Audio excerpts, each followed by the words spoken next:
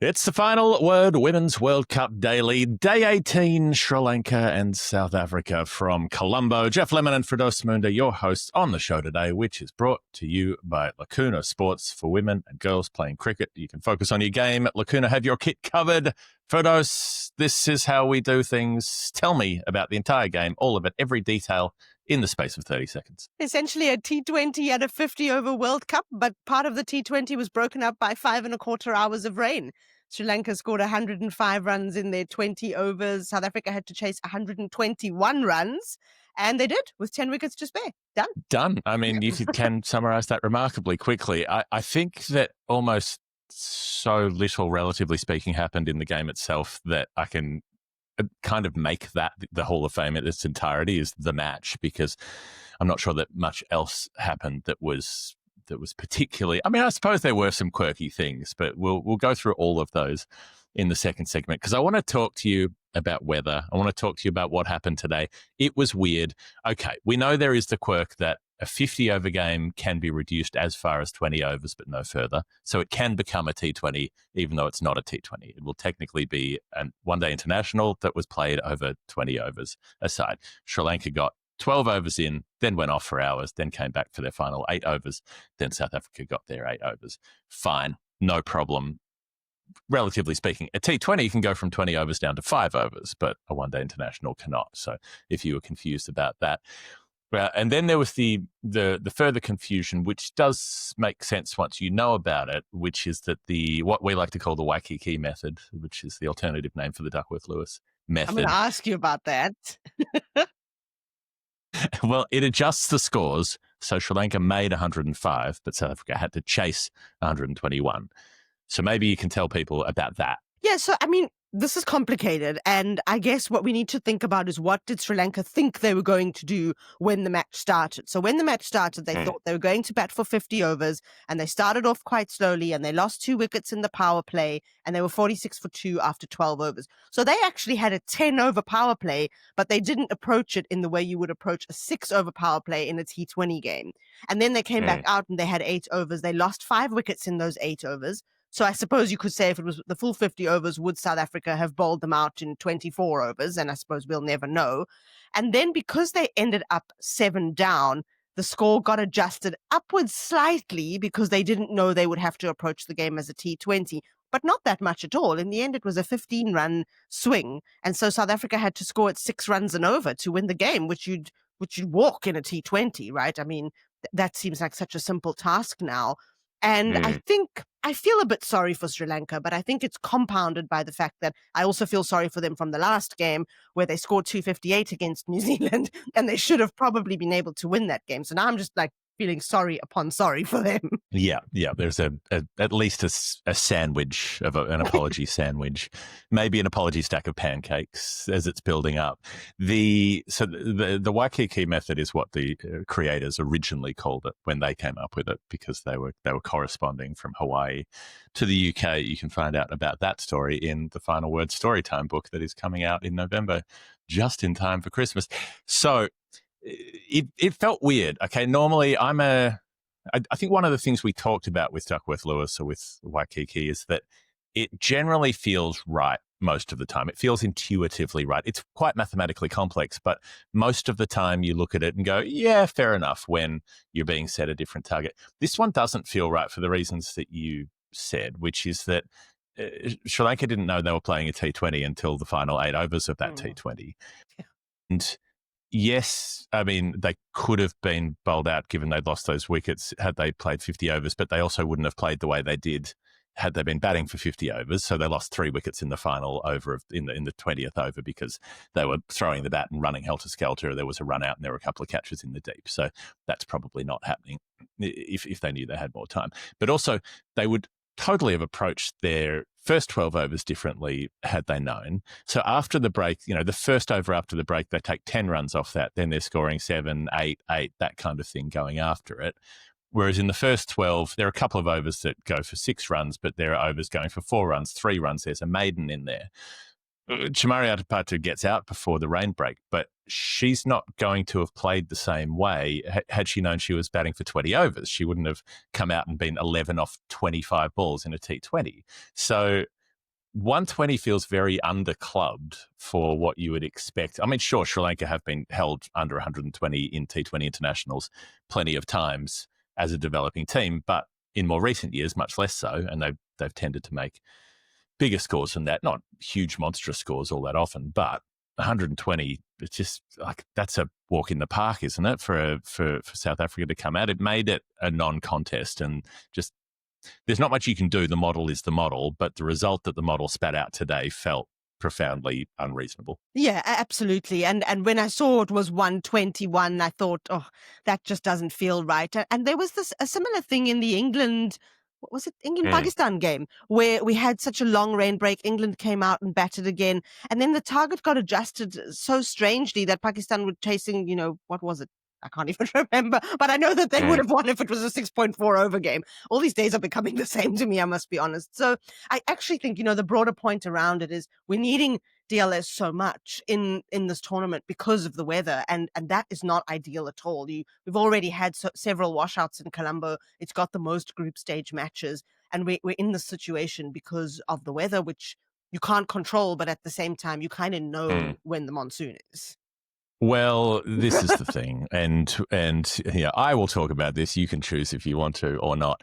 The fact of the choosing of scheduling. Now, we've all been at tournaments where it rains, or test series where it rains, and people get annoyed and say you should never play cricket in this city or this city or this city again. And we'll also know that it can rain anywhere, and so it can be unreasonable to get upset about that. It's less unreasonable to get upset when it is, for instance, hurricane season in the Caribbean or monsoon season in Sri Lanka, which is pretty predictable, right? You should be able to know what's going on. Now, fair play to the Sri Lankan ground crew. Sri Lankan ground staff are the best ground staff in the world by such a distance. If it were an Olympic event, they would hold every gold all the way back to Athens 1896. They cover the ground faster than anybody else. They cover it more thoroughly than anybody else. And no matter how much rain falls on it, they can get those covers off and get play back on. And they did. It was remarkable that they did today. But it shouldn't be in Sri Lanka. We know that it's only in Sri Lanka because India and Pakistan are having their conflict, which has led to this. Pakistan were willing to go to India in 2023. India were not willing to go to Pakistan in 2024. Or was it earlier this year? Yes, 5 with the Champions Trophy. And so this is the knock-on effect of that, is that now, and also basically every second global tournament gets held in India. So we've had, the one that wasn't a couple of T20 World Cups ago, but we've got this women's tournament now. We've got the men's T20 tournament in February, March, which will also be in India with a bit of Sri Lanka. And so they're insisting on, we're the big dogs, we've got to host half the tournaments, but also we can't host one of the teams. So we then have to find an alternative every time. And it was a nice idea going with Sri Lanka because they're in the tournament, and it meant you weren't having sterile, empty grounds in the UAE. Like it's nicer if it's going to work. And it has worked some of the time, here and there. Bangladesh, Pakistan got a result. India, Pakistan got a result. Australia, Pakistan got a result. England and Sri Lanka got a result. But the Sri Lanka-Australia game lost 100 overs. The Sri Lanka-New Zealand game lost 50 overs and cost Sri Lanka a shot at a game they might well have won. England-Pakistan lost 63 overs, and Pakistan had a great chance to beat England that day and didn't. And this game today lost 60 overs. So what's that, 260 apparently something? Okay, there we go. That's what the stats guys have told me. 272.2 overs lost to rain to the tournament, which is, 2.5 games? Across 4 matches, yeah. And it was entirely predictable, and it's only happening because of the political situation and the scheduling machinations behind the scenes. It's deeply frustrating. It is self-sabotaging. It's like you knew this was likely to happen. And Sri Lanka at home, nice idea for them to play at home. They've almost had 3 washouts.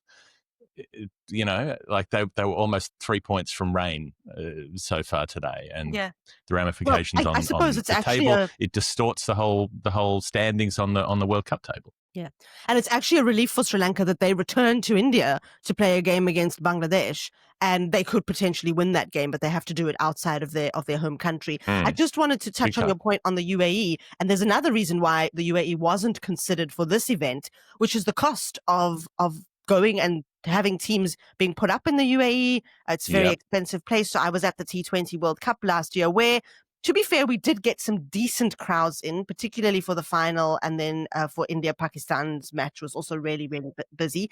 But the cost of that is so exorbitant that it's far easier to go to Sri Lanka for just for a women's tournament, so to speak, rather than investing huge money for a men's tournament. And I think that's what's also costing the World Cup this time around is maybe, and I know we've got problems with the UAE from a heat perspective, but we would have at least had games there. And it's a classic part of the way that you see the overwhelmingly male administration of the game not wanting to fully commit to funding and respecting and staging adequately the female component of the game, because they'll talk the talk. They were telling us how this will be the best World Cup ever and all the rest of it. But the reality is they haven't used marquee venues. Their ticketing's inadequate, as it always is. The scheduling was inadequate and was only confirmed a few weeks out, as it always is. There are almost no travelling crowds. The only crowds they've got have been for India games, which have been good, but you can't let that paper over all the cracks. And then this scheduling part of it by now is a complete nonsense. It's completely distorted the results of enough games that it's materially affecting the table, the standings, and whoever qualifies will have an asterisk next to it. And that does happen at times. There have been famous games that have been rained out in World Cups before, but when it's so consistently in a block and it was so avoidable, it's no longer credible as far as tournament standings go. But South Africa got the win today, so that means they're second on the table. Australia have 9 points with that one washout. South Africa 8, England 7, and India on 4 points, hovering in fourth with New Zealand just behind them on 3. And then, Bangladesh, Sri Lanka on 2 points, notionally still in striking distance, I suppose. I don't know who could do what from here. Pakistan have 3 games in hand, so in theory they could win them all and still push themselves into that top 4 if they beat New Zealand, South Africa, Sri Lanka. As unlikely as that sounds, they've been competitive at times. So, it's still an open field for that last spot, maybe the last 2 spots. But it doesn't feel that way. But I mean, Sri Lanka technically winning their next 2 games and hoping India and New Zealand lose 2 out of 3, and then India and New Zealand also play each other, so that would be tricky, could still get into the semifinals. And it does seem very strange that this is the situation we're in. Essentially, the way I'm seeing it is that India, New Zealand's a quarterfinal. We know the other 3. Yeah. Done. Which it often is. Whatever game New Zealand play last, it often tends to be a quarterfinal. Before we get to the game itself, a note for Lacuna Sports. The idea is get women and girls in cricket teamwear that fits, because it often doesn't fit. They're often using hand-me-downs or cast-offs from men's and boys cricket. The shape isn't right. The material isn't right. A lot of cricket kit is kind of see-through, which is not the kind of thing that's going to encourage particularly teenage girls to feel comfortable playing the game, particularly with spectators. And there are a range of other reasons that Lacuna can explain better than I can as to why you need specialist kit. One of the organisations that's taken it on is the BBC, when they made the Freddie Flintoff show, the Field of Dreams show that they've had a few seasons of now, where he takes a ragtag bunch of plucky youngsters from an underprivileged area of the country and turns them into a cricket team. Well, they did that with a girls' team in the last season, which was coached by Kate Cross, who we love dearly on the show, former guest of the show and one of the funniest people that we've ever interviewed. And she's from up north in the country and has that same credible salt of the earth aspect. And when they kitted out their girls' team, they kitted them out in Lacuna Sports kit, because that is what is designed to make those players feel the most comfortable and perform at their best without being distracted by things that don't work. So lacunasports.co.uk if you want to go and check out more from them. It is the final word. I almost said story time. It's not story time. It's the daily. It's the Women's World Cup daily. It's day 18. It's Sri Lanka. It's South Africa. Firdose, let's talk about the game as the Hall of Fame itself, because, boy, it was weird. Bishmi Gunaratne, $1 million right at the beginning. Those 2 cover drives, she peeled off from cap and from class. And then there were 4 leg buys off the pads, but then the odd situation with Changase from South Africa pinging the ball back in and smacking Gunaratne on the knee as she was coming through for a single. It sort of snuck in the gap around the side of her pad, clonked her straight on the side of the knee, and she was in real pain. She got stretchered off. I actually thought when I saw it, because I don't know that I saw it as the ball hit her knee. I just saw her go down, and I thought, oh my goodness, she's done her ACL. That was the first that's what thing it looked I like. thought. But stretch it off, and we found out pretty soon after that it wasn't that bad, and she would return to bat. So, I mean, it was quite dramatic at the time, and it really looked like she was in a lot of pain. And then she was back. That's good. Yeah. After, 6 hours off the field probably helped. Well, fair, yes. Yeah, it's not like she came in at the fall of the next wicket 10 minutes later. So maybe if we're accusing her of playing possum, No. we'll factor in that period of time. How many jabs did she have? How many cortisone injections did she get during the time off the field? But she did come back to bat later. It was peculiar. There was the class, the delivery that bowled Hassini Pereira, which was a beaut, round the wicket, swung in, decked away, left-hander, off stump, perfecto. And then the key part was Marizan Cap getting an umpire's call verdict on impact outside the line when it was Chamari Atapatu. Of course, so much rests on Cap got the umpire's finger to go up in the first instance, which meant it stayed not out when it was reviewed, and that was just before the rain came down. Yeah, and that was umpire Gayatri Venugopalan, who I've spoken about before on the podcast because she was in the TV umpires chair when we had a couple of interesting decisions happening in the England-Bangladesh game, for example, with the catches, exactly. And then she was also the umpire that didn't give Tasman Brits out much later when Brits was batting. There was an LBW review in the 6th over, I think it was, and that was not out on umpire's call. So she is definitely... That was on the stumps, right? That was umpire's call on leg stump. Exactly. Yeah. So she's had an interesting tournament, and we've spoken about her, I think, more than we would have wanted to. But then the rain break happens, and I thought that was the period that was most interesting, apart from the 5.25 hours that I spent doing all sorts of other things. I mean, it wasn't interesting waiting 5.25 hours. But when they came back, just looking at how wet it was and how difficult it was for South Africa to hold on to the ball, I think they kept repeating, it's like we have a bar of soap in a bath, which we've heard enough times now and we understand that. But you could really see it, and I was very impressed with the way Nonkululeko Malaba bowled the left-arm spinner. 3 for 30. She seemed to have, despite all the things happening, quite a lot of control. She's now second on the wicket takers list with 11 wickets at the tournament so far. And I'm hoping she goes on to have she's already had a good tournament, but I'm kind of tipping her for maybe even topping the wicket takers list because I think she's been excellent at the tournament. Just go player of the match in the final. Why not? Like, if you're gonna pump her up, go all out.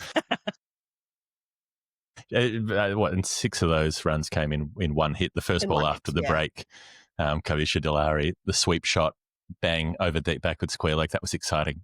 First ball after the resumption, way to start it off. So they started with momentum and 7 off the next over from de Klerk from the first 5 balls, and then looking to add a boundary off the last ball, Dilhari smacks it to cover.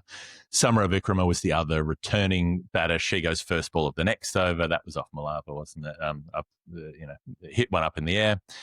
And then Vishmi Gunaratne comes back from the knee injury, and the Lakshya De Silva, who had the record fastest 50 the other night for Sri Lanka, they come out and add 40 in 5 overs. So that was fun. They were cantering along. There were calves behind point and smacking it down the ground and all the rest of it. And then the last over was crucial. 3 wickets in 4 balls, 2 to Mlaba, who was the bowler, plus the run out, both the set players dismissed. And, instead of a last over, which could go for 15, it goes for 4, I think it was. And yep, it was 4. And the 3 wickets falling as well. And then that chase was clinical for those. It was the first time I'd seen Malki Madara bowl, gorgeous in-swing, serious in-swing. But then watching Wolvart go, okay, I've seen 2 of them hoop into me, so I'm going to take a step out of my crease as she delivers the ball next time, wait for the movement in, and then drop kick it over long on for 4, 1 bounce, I think. That was an extraordinary bit of batting.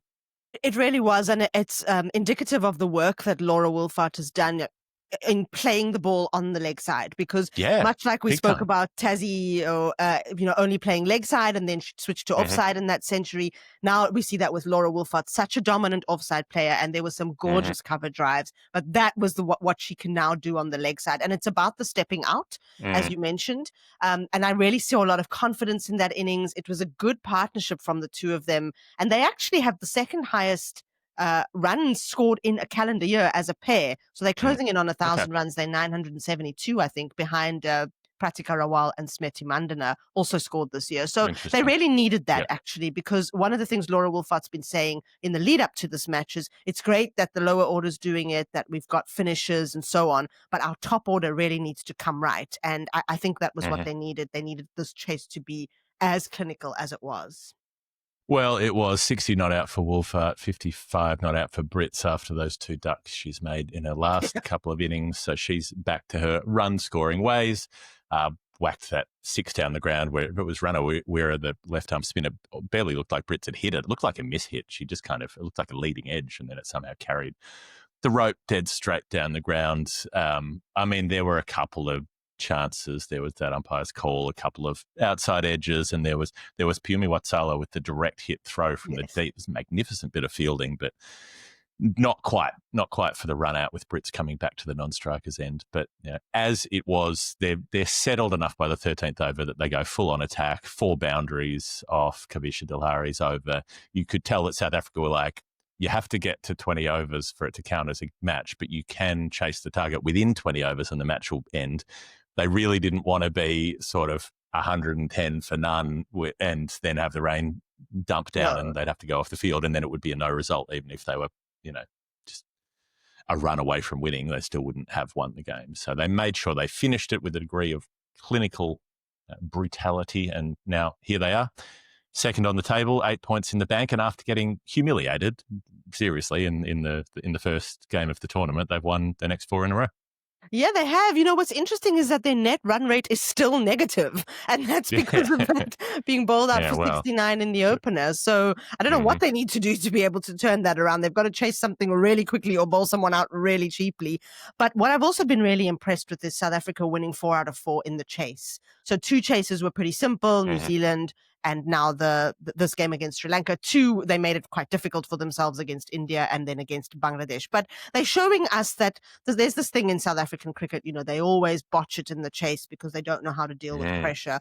I mean, South African men won a World Test Championship final, not botching it in the chase. And now the women's team have won 4 out of 4. So they're in a pretty good position. One more win definitely sees them through to the semis. It is in Colombo against Pakistan next Tuesday, and then Australia for the final group. And no result sees them through anyway. No result sees them through, yeah.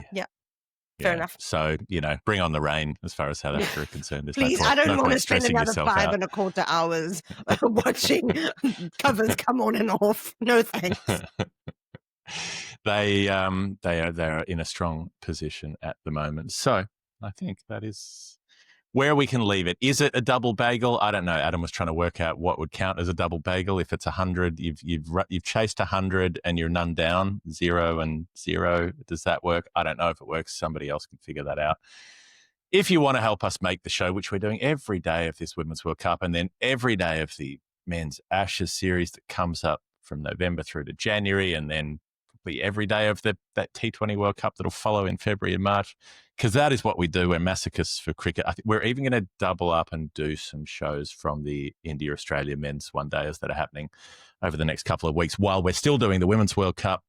We cannot stop and we will not stop. If you want to help us do that, patreon.com, patreon.com/thefinalword. Go and become a member. Help us out. Throw a coin in the tin. We would appreciate it. And if you want to get a women's or girls team kitted out in the right stuff, lacunasports.co.uk. Thank you to them. Thank you to you for listening. Thank you to Firdose for sitting around all day waiting to record this show with the game that was 10 minutes away from being called off, and then it was called on. So here we are. Cricket calls us to duty, Firdose, and we answer the bugle. That's it. We're out of here. It's Final Word Daily. See you later.